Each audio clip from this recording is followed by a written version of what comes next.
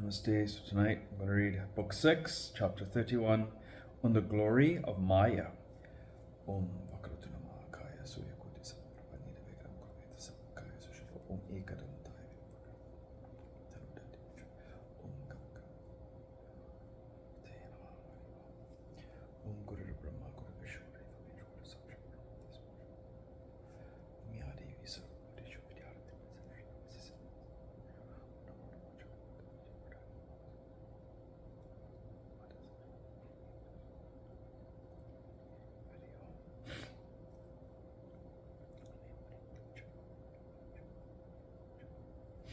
Hari Om Tat Sat. O Muni, when my father learnt the cause of my cares, he smiled and spoke to me in sweet words. O child, the Devas, the high-souled Munis, the wise ascetics, and the yogis subsisting on air only are not able to conquer this Maya. O Narada, the power of Maya is so very great that I, Vishnu and Shambhu, the Lord of Uma, none are able to know her power. That Mahamaya is creating, preserving and dissolving this world by time, karma and nature and other efficient causes. O child, know her to be inconceivable and unapproachable. O intelligent one, do not be sorry, nor should you be surprised about Maya's great strength, for we all are deluded by her. O Dvaipayana, thus advised by my father, my wonder disappeared. I then asked permission of my father Padmayuni, lotus-born, and went out on tour around the sacred places of pilgrimages, and on my way, saying by the chief tirthas, I have now come here. Therefore, O Muni, dost thou relinquish your sorrows for the extinction of the Kuru's family, and remain here and pass your time in great joy and happiness. One must bear the fruits of one's karma, good or bad. Knowing this fully, roam at your will wherever you like. Vyasa said, O King, Maharishi Narada, thus kindling knowledge in me, went away. I also thought over his words on the banks of the river Saraswati. I composed the Devi Bhagavat to pass away my time during the excellent period of Sarasvata Kalpa. This Puranam is excellent. It is composed on the authority of the Vedas. All doubts are removed by it.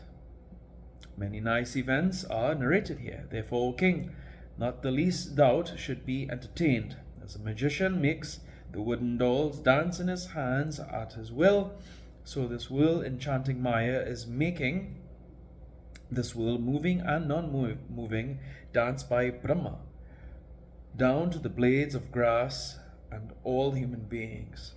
O King, know Maya's triple gunas to be the cause of this mind consisting of 5 organs of senses that follows the chitta, mind, buddhi and ahamkara. Actions arise from the causes thereof. There is no doubt in this. What doubt then there can arise that all these creatures of different temperaments will come out of the different gunas of Maya. Peaceful, terrible, and stupid become the persons in contact with the Mayic gunas. Or then can they exist bereft of them? As the cloth cannot exist without threads, so the embodied beings cannot exist in the world without the triple gunas of Maya. There is no doubt in this. As a pot cannot be made without clay, so these bodies, devas, human or birds, cannot be created without the gunas.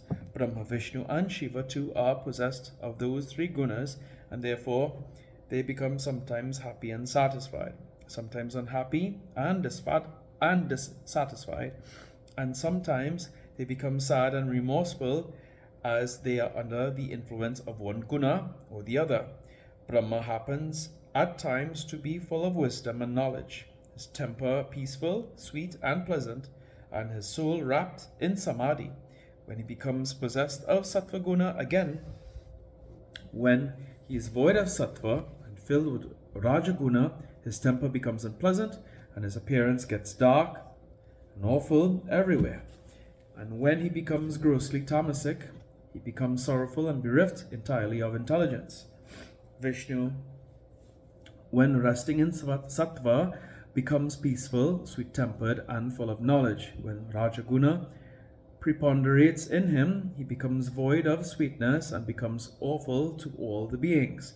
Rudra becomes too peaceful and pleasant under the Sattva Guna, awful and void of sweetness under the Rajaguna, and becomes sad and stupid under the Tamaguna.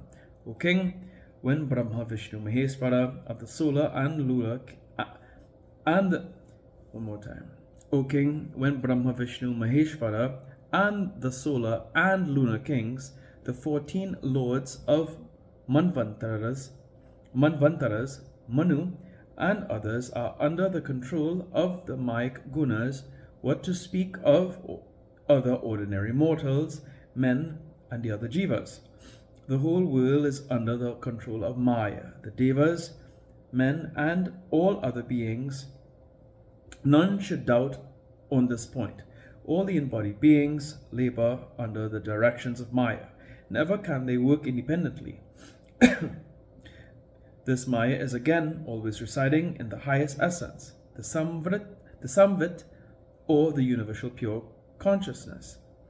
Thus, Maya is dependent on the highest goddess, who is the nature of Samvit, and stimulated by her resides in the hearts of all the jivas. Therefore, one ought to meditate, worship, and bow down before the Bhagavati, the creatrix of Maya, and who is the nature of Samvit, pure existence, intelligence, and bliss. Thus, she becomes gracious and merciful and liberates the jivas, giving them her realization and drawing together her own Maya away from them. This whole cosmos is nothing but Maya, and the consciousness, Samvit, of the nature of Brahman, is the Lord of Maya. For this reason, that beautiful one is the triple words. For this reason, that beautiful one in the triple worlds, the Devi Bhagavati, is known by the name Bhuvaneshwari, the great lady of the worlds. O king, if the jivas can fix their hearts on that Samvit, then Maya, born of the real and unreal, is quite unable to do any harm to them.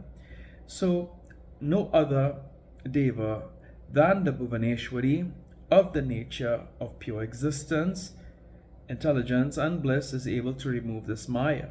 O king, darkness cannot destroy darkness. The sun, moon, lightning, or fire can destroy it.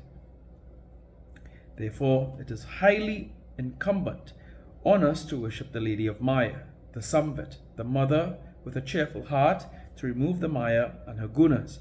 O king, now I have narrated to you all the events concerning the killing of Vitrasura that you ask. What more do you want to hear now? O one devoted to vows, I have now described the first half of that Purana, which describes in detail the glory of Sri Devi Bhagavati. This Purana, the secret of this mother of the whole universe, is not to be disclosed indiscriminately to anybody. Those that are peaceful, self-restrained, devoted, and possessed of bhakti to the Devi, the disciples that are devoted to their gunas, to their gurus, and the eldest son, those are the fit recipients thereof. Whoever reads or hears with greatest devotion this Mahapuranam, equivalent to the Vedas, fraught with sound proofs and the essence of all talks, becomes in this world possessed of great wealth, becomes wise, and passes his time in the greatest happiness. There is no doubt in this.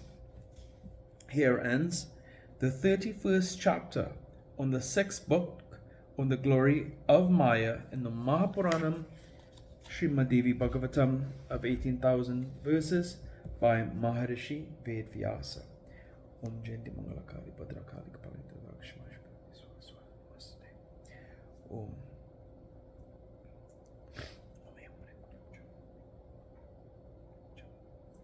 Om Tve Mata Chapitatu